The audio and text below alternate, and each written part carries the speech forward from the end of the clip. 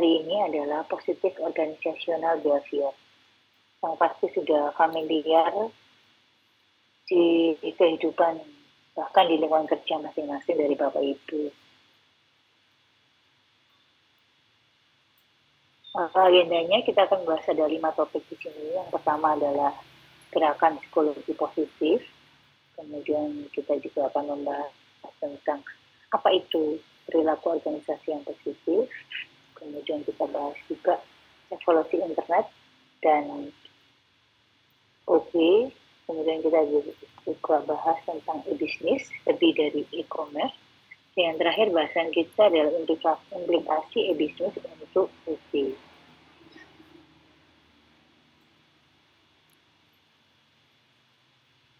Oke, untuk pendahuluan, seperti yang kita ketahui, meskipun tekanan kompetitif di kebanyakan investasi itu semakin kuat dari sebelumnya, ya pasti ada tuntutan-tuntutan.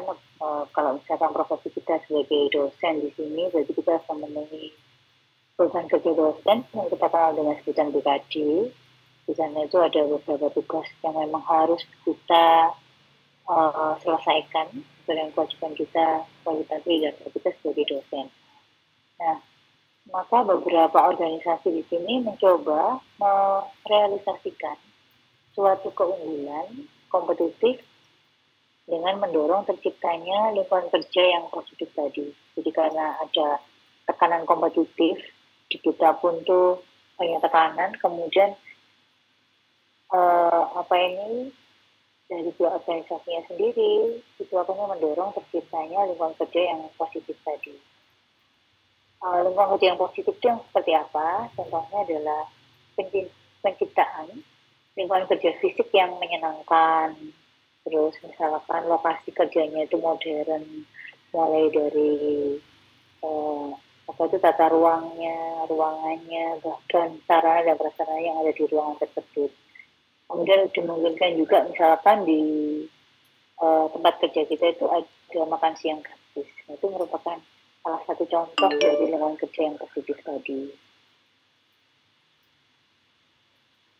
Nah, perilaku organisasi positif ini adalah mempelajari bagaimana organisasi ini bisa mengembangkan kekuatan manusia, berarti di sini adalah anggota organisasi, mendorong vitalitas dari anggota organisasi tadi, ada kegembiraan di sana, serta dapat menampilkan potensi dari anggota organisasi tadi.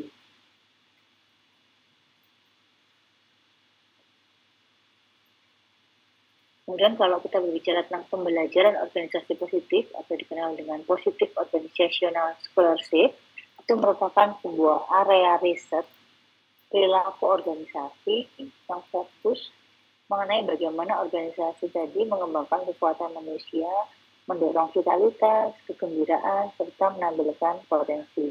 Jadi intinya dari POB ini sendiri adalah di sini itu potensi dari setiap anggota organisasi itu bagaimana bisa ditampilkan, disertai dengan kegembiraan di sana, kenyamanan, vitalitas, itu. Nah, berikutnya kita beralih ke pembahasan. Pembahasannya adalah OB atau organisasi behavior sangat mengacu pada bidang psikologi. Jadi perubahan besar dan peran dalam psikologi itu akhirnya akan berakhir pada OB itu sendiri. Salah satu pergerakan yang dirasakan di OB adalah gerakan psikologi positif. Jadi arah baru yang menarik ini menjadikan untuk memperluas cakupan dan relevansi praktis dari OB tadi. Jadi psikologinya menjadi psikologi yang positif. Apa sih gerakan psikologi positif itu? Jadi selama abad akhir di tahun abad ke-20 itu, bidang psikologi itu sempat berubah menjadi negatif, mengikuti model medis tradisional. Sebagian besar peneliti dan psikolog itu mencurahkan perhatian mereka untuk mendiagnosis penyakit orang dan berusaha membuatnya lebih baik. Tapi di pergantian abad ke-21, psikolog perintis seperti Abraham Maslow dan juga Carl Rogers itu bersama-sama menarik menjadi psikologi yang positif. Pendekatan ini merekomendasikan fokus pada kekuatan dan potensi manusia sebagai cara untuk mencegah masalah mental dan perilaku serta meningkatkan kualitas hidup pada umumnya. Berikut ini adalah gerakan psikologi positif. Di situ ada 3 tingkatan psikologi positif yang termutasi. 3 tingkatan tersebut adalah yang pertama tingkat subjektif, yang kedua individu, dan yang ketiga adalah grup. Subjektif itu sendiri bisa berupa kesejahteraan, kemudian kepuasan saat ini atau kepuasan di masa lalu, kemudian juga bisa berupa harapan dan optimisme untuk masa depan, dan juga bisa sebagai aliran dari kebahagiaan untuk yang di masa sekarang. Sedangkan untuk tingkat individu, tingkat individu ini kalau psikologi positif itu bisa berupa kapasitas untuk cinta, untuk kemudian ada keberanian, keterampilan interpersonal, keterampilan yang kita miliki, kalau ada kepekaan akan estetika, ketekunan, kemudian ada pengampunan, originalitas, pikiran masa depan, spiritualitas, kemudian bakat, dan juga kebijaksanaan. Sedangkan di tingkat grup sendiri, itu bisa berupa kebijakan sipil dan institusi yang menggerakkan individu menuju kewarganegaraan yang lebih baik. Misalkan sebagai warga negara kita bersikap bertanggung jawab, contohnya bisa kita membayar pajak, kemudian kita ketika berlalu lintas mematuhi peraturan lalu lintas. Kemudian di sini juga ada altruisme. Altruisme itu sikap atau naluri di mana seseorang itu memperhatikan dan mengutamakan kepentingan dan kebaikan orang lain di atas kepentingan dirinya. Jadi dia sangat memperhatikan dan mengutamakan kepentingan orang lain di atas kepentingan dirinya. Kemudian juga di tingkat grup itu ada kesopanan, moderasi, toleransi, dan etos kerja. Nah, kita di seluruh organisasi nanti kita dituntut untuk toleransi, kita dituntut untuk bersopan santun, dan juga kita harus memiliki etos kerja. Apa itu perilaku organisasi yang positif? Fred Lutan mendefinisikan POB tadi sebagai studi dan penerapan proses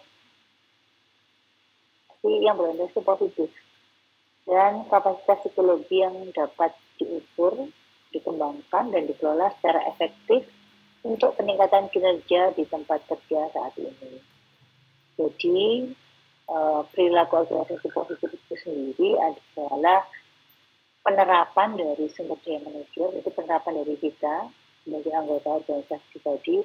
Kita memiliki orientasi yang positif, kemudian kita memiliki kapasitas psikologis yang dapat diukur tadi, kemudian kita kembangkan, kemudian kita mengelolanya secara efektif, dan akhirnya tujuan akhirnya adalah kinerja kita meningkat.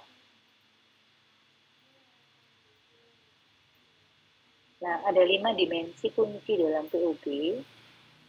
Dimensi yang pertama ada 5, yaitu yang pertama adalah percaya diri. Percaya diri di sini itu berupa keyakinan kita bahwa kita itu akan berhasil melaksanakan tugas tertentu dalam konteks tertentu. Jadi kita harus yakin percaya diri bahwa 2 tahun lagi kita akan lulus dari program dokter ini. Amin. Kemudian yang kedua adalah harapan. Harapan di sini itu pertama kita harus menetapkan goal kita. Kita harus mencari tahu cara mencapainya dan kita jadikan motivasi diri untuk mencapainya. Kita kombinasikan dari kemauan keras kita sama willpower kita. Jadi misalkan kita tetapkan goal bahwa kita akan lulus 3 tahun dari via UB, jadi IAUB ini. Kemudian kita harus mencari tahu cara mencapainya. Misalkan seperti yang disarankan oleh beberapa dosen, bahwa kita bisa mulai membuat proposal, kita bisa nyicil, kita mulai buat, kemudian kita bikin timeline, kita bikin motivasi diri. Motivasi kita ini selain memberikan motivasi bagi diri sendiri, kita juga bisa sekarang ini dalam kelas ini, seperti yang Bu Ani bilang juga, bahwa ketemu di kelas, punya teman sekelas itu merupakan berkah sekali. Nanti mungkin setelah kita menjadi semester 3, jarang lagi kita akan bertemu. Jadi kita tetapkan saling-saling memotivasi bahwa kita bisa lulus pada itu. Yang ketiga ada optimisme. Nah, optimisme ini adalah harapan akan hasil yang positif. Jadi secara emosional itu kita itu merasa bahagia, jadi kita merasa pasti akan sukses. Tapi tetap aja ketika cara anggapnya tadi harus ada pola-pola tertentu. Jadi kita optimis lulus tepat waktu. Dimensi yang keempat, di sini ada kesejahteraan subjektif. Kesejahteraan subjektif ini adalah pemahaman dan evaluasi positif tentang kehidupan seseorang, kepuasan dengan kehidupan seseorang. Jadi kita semestinya tuh udah paham akan diri kita sendiri, kemudian kita bisa mengevaluasi. Misalkan seperti sekarang ini kita udah di penghujung tahun 2023 Romawi ya, tahun Romawi. Jadi kita bisa evaluasi kira-kira nanti di tahun 2024 itu kita mau pakai apa lagi di perjalanan hidup kita itu. Yang kelima adalah kecerdasan emosional. Kecerdasan emosional sendiri itu adalah kapasitas untuk mengenali dan mengelola emosi sendiri dan orang lain, kesadaran diri kita, motivasi diri kita, empati, dan juga keterampilan sosial kita. Jadi kita berharap memiliki kecerdasan emosional di mana kita itu misalkan ada kejadian-kejadian yang memicu kita untuk marah, kita bisa mengelola marah kita ini, emosi kita ini, kita bisa lebih sabar menghadapi orang, apalagi nanti kita membutuhkan kesabaran, juga membutuhkan kerja keras untuk menyelesaikan disertasi, yang notabene pasti kita akan melakukan bimbingan dengan promotor dan juga promotor kita. Dari 5 dimensi kunci dari POB tadi, kita beralih ke topik yang berikutnya, yaitu tentang revolusi internet dan OB. Revolusi internet sendiri itu telah bergerak dengan kecepatan tinggi dalam beberapa tahun. Contohnya .com meledak ke tempat kejadian dengan janjinya bahwa segala sesuatu itu bisa dijual murah di internet, dan memang sudah terbukti bahwa sekarang kita bisa berbelanja dimanapun, kapanpun, asalkan kita memiliki alat bayar yang tepat untuk melakukan pembelanjaan tadi. Kemudian banyak juga startup yang jatuh bangun istilahnya, tapi tetap saja internet itu dijadikan sebagai alat bisnis yang berharga. Tantangan bisnisnya adalah untuk mencari tahu bagaimana orang dapat menggunakan teknologi itu untuk memenuhi tujuan dari organisasi tadi. Berikutnya tentang e-business lebih dari e-commerce. Jadi Raksa Komputer ini berusaha untuk disebut sebagai e-corporation, untuk menjadi apa yang disebut sebagai e-corporation yang terutama bergantung pada internet. Tidak hanya untuk membeli dan menjual barang, tetapi juga untuk memfasilitasi semua fungsi bisnis, bertukar pengetahuan di antara karyawannya, dan membangun kemitraan dengan orang luar. E-bisnis sendiri itu memiliki implikasi yang signifikan untuk mengelola orang di tempat kerja, karena pada akhirnya akan meresap ke setiap sudut kehidupan, baik di dalam maupun di luar pekerjaan. Nah, ini untuk implikasi e-bisnis dalam OB, itu ada beberapa. Yang pertama ada e-management. E-management sendiri di manajer ya, para manajer di abad ke-21 itu sangat memerlukan internet yang serba cepat tadi. Jadi mereka itu dapat membuat, memotivasi, memimpin tim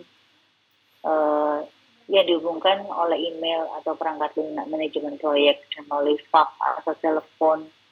Terus ini istilahnya ini berarti dia bisa lebih mudah menjalankan kewajibannya sebagai seorang manajer. Kemudian kalau e-leadership, ini dalam e-bisnis, kepemimpinan itu melibatkan interaksi yang dimediasi secara elektronik dalam kombinasi dengan variasi tatap muka tradisional. Oleh karena itu, para ahli mengatakan e-leadership itu menimbulkan beberapa masalah yang utama dalam manajemen modern. Pemimpin dan pengikut memiliki lebih banyak akses ke informasi dan satu sama lain, sehingga mengubah sifat dan isi interaksi di mereka. Kepemimpinan bermigrasi ke tingkat organisasi yang lebih rendah dan keluar melalui batas-batas organisasi pelanggan dan pemasok. Kepemimpinan sendiri juga menciptakan jaringan melintasi batas-batas organisasi dan komunitas tradisional.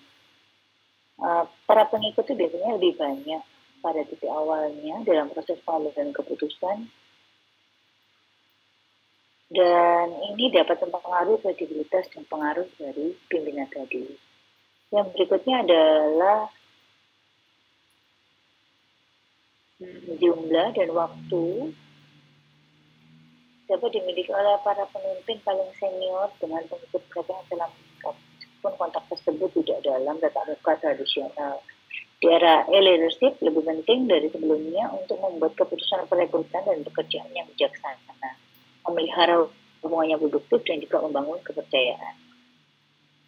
Sedangkan e-communication sendiri, salah satu bentuknya adalah adanya email. Di email ini kita bisa mengirim pesan juga lebih aman melalui email ini. Kemudian di email juga seluruh toko langganan kita itu berinteraksi mengirimkan promo-promo melalui email. Jadi sebenarnya kita nggak mau beli, tapi email tuh secara nggak langsung akan masuk ke handphone kita dengan sangat cepat, menyebabkan kita tuh kalau nggak bisa tidur tuh bisa membeli hal-hal yang tidak wajar bagi keuangan maksudnya.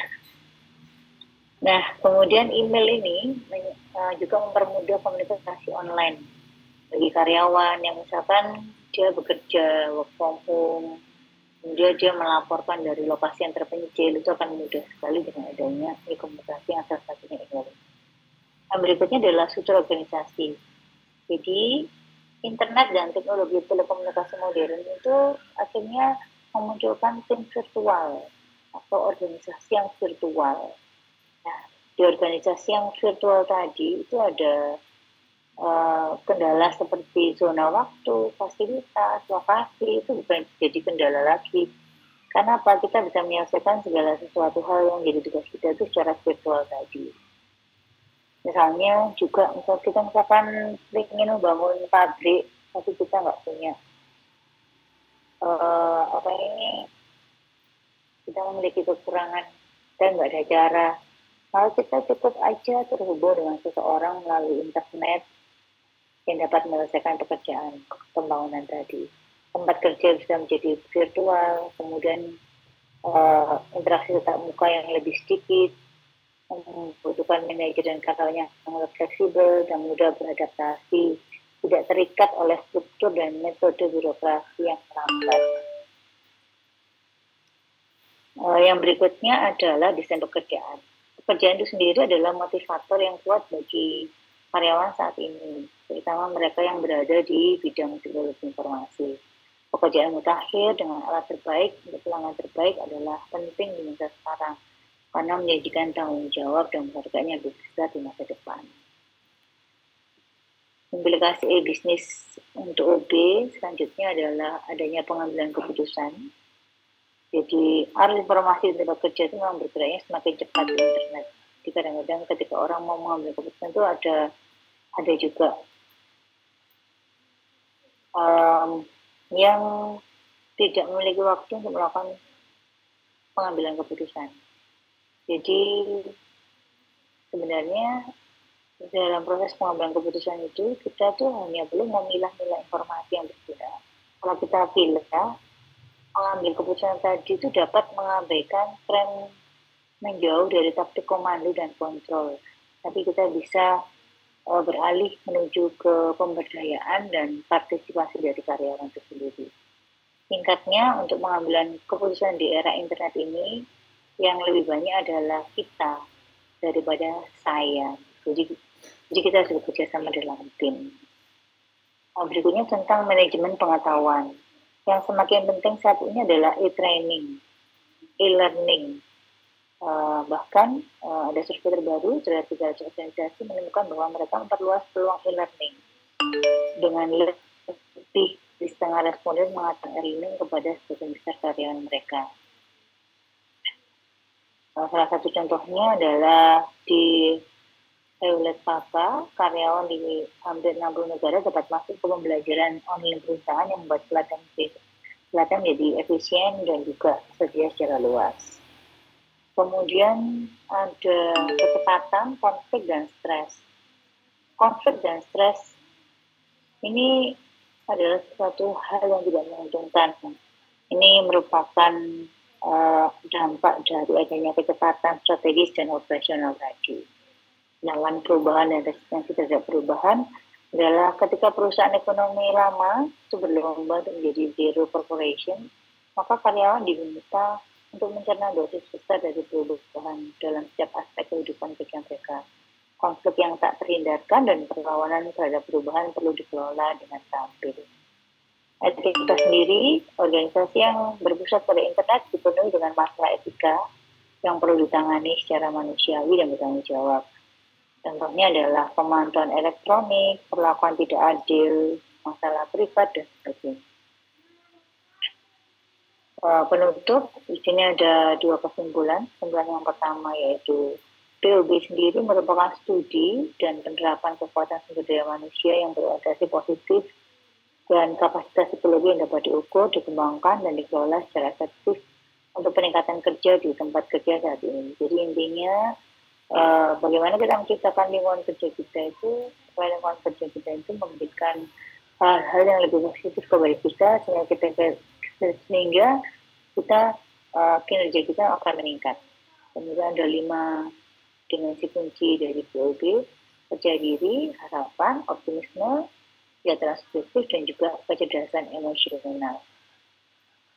Untuk review artikel yang akan saya review adalah artikel dengan judul Servant Leadership and Positive Organizational Behavior, The Road Ahead to Reduce Employees Turnover Intention.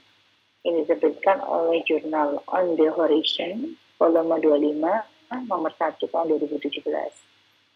Ini merupakan publishing dari Emerald. Jurnal ini terindeks Scopus dan menempati peringkat Q2 dengan indeks 0,44.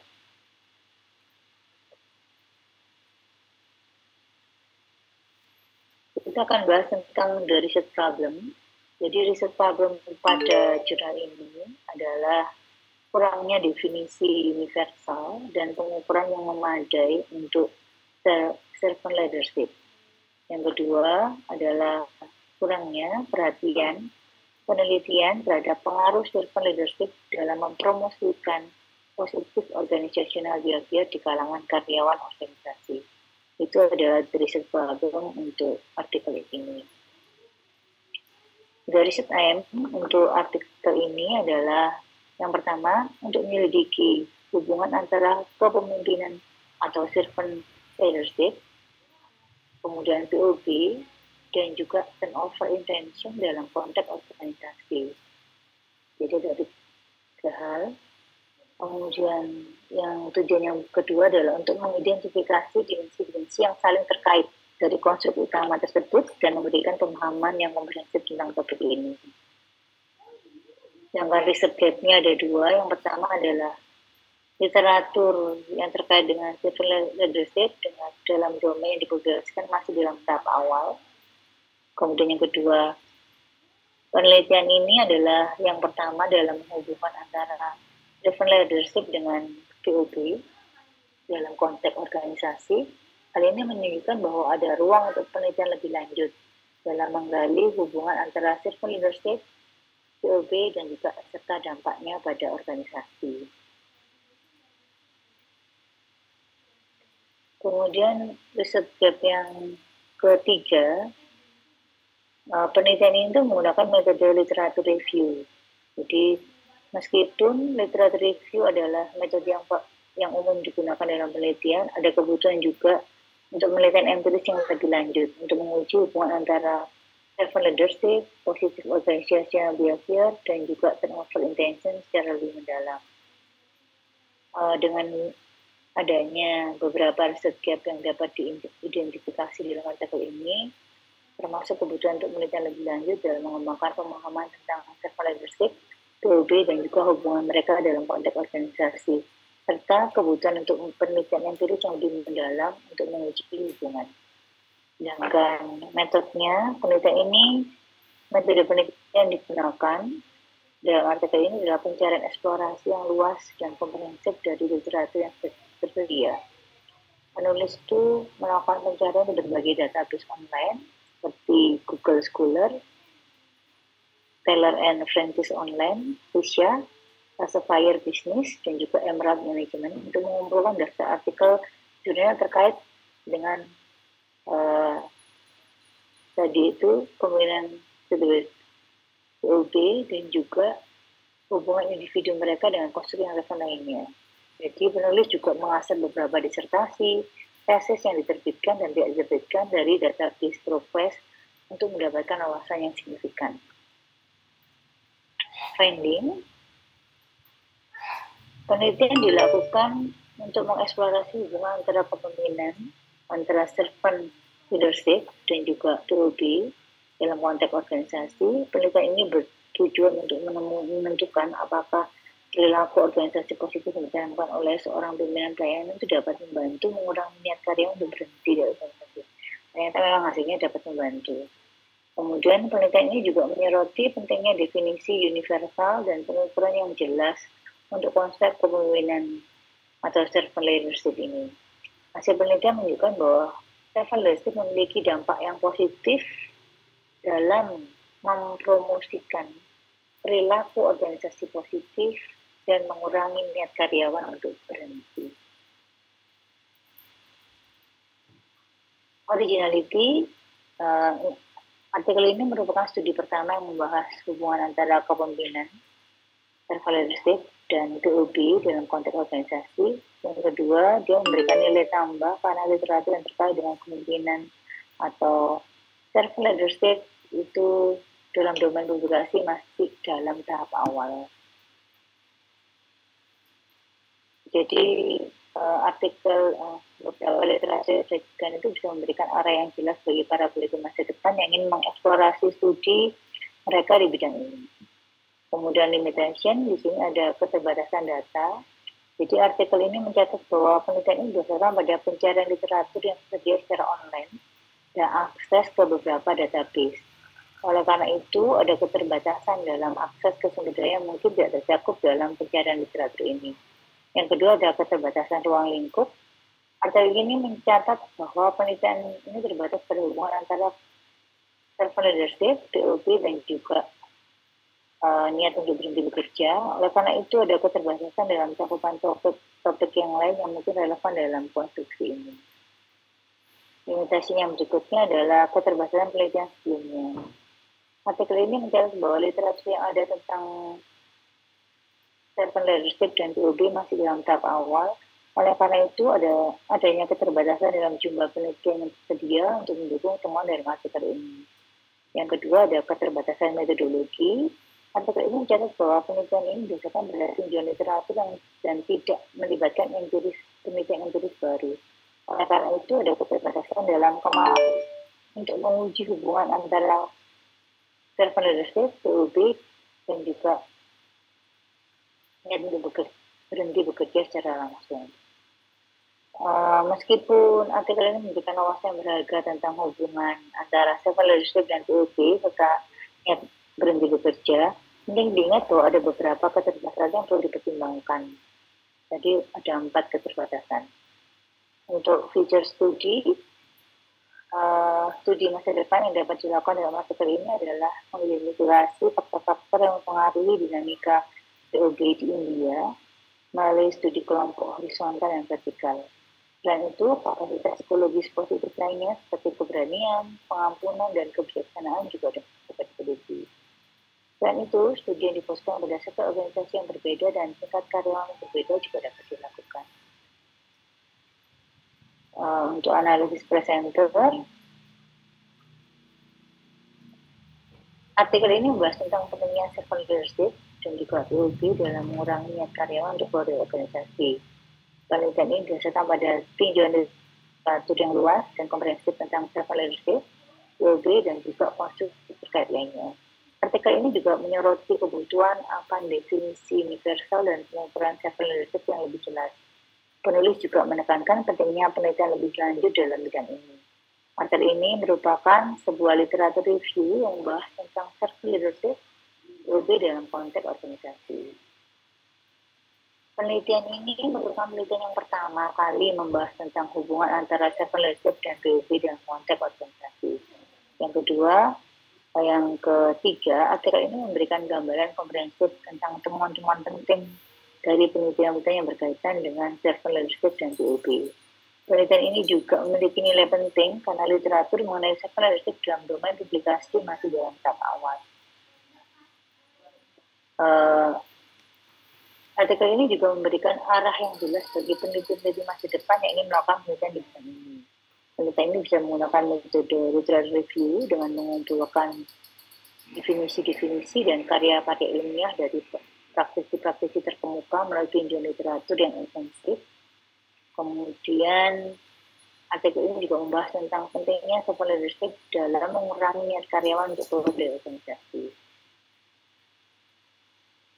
Penelitiannya menggunakan kata kunci servant leadership, positif psikologi, positif organizational behavior, dan juga turnover intention dalam memilah artikel-artikel yang relevan. Artikel ini memberikan gambaran tentang servant leadership, POB, dan definisi-definisi yang ada, alat-alat pengukuran yang digunakan, serta manfaat dari kedua konsep tersebut dalam konteks organisasi. Artikel ini juga mengidentifikasi peluang-peluang penelitian di masa depan dalam bidang servant leadership dan POB. Nah, kalau kita lihat di tabel 1, di situ kita bisa melihat beberapa author, mulai dari Greenleaf, Pierce, Peterson, Nordhaus, Stone, dan Lucia Najwa yang mendefinisikan apa itu servant leadership dan dipublikasi di mana definisi-definisi tadi. Kemudian kalau kita lihat di tabel 2, di sini tuh ada dimensi untuk servant leadership, ada honesty, ada integrity, service, modeling, vulnerability, pioneering, appreciation of others, sampai di vision.